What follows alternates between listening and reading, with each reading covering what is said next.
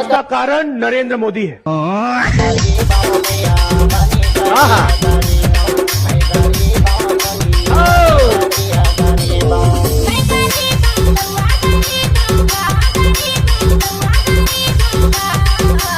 DJ बल्लू धुबे। गिरीश का सुनने का गाना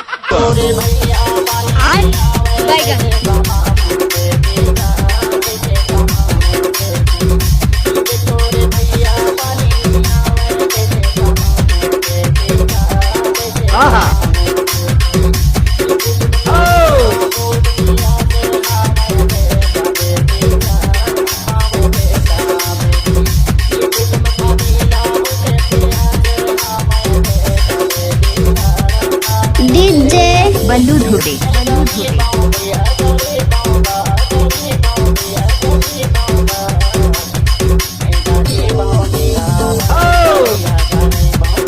ये कहा आई लव यू कहा तब सुन के फिर उठाया।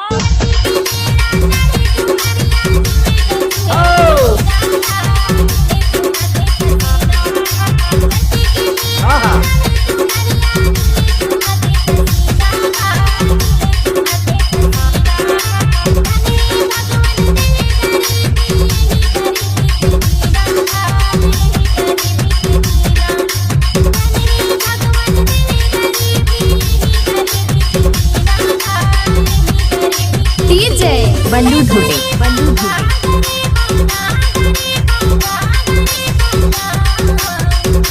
डीजे रोम रोम भाइयों, तुम पार देंगे।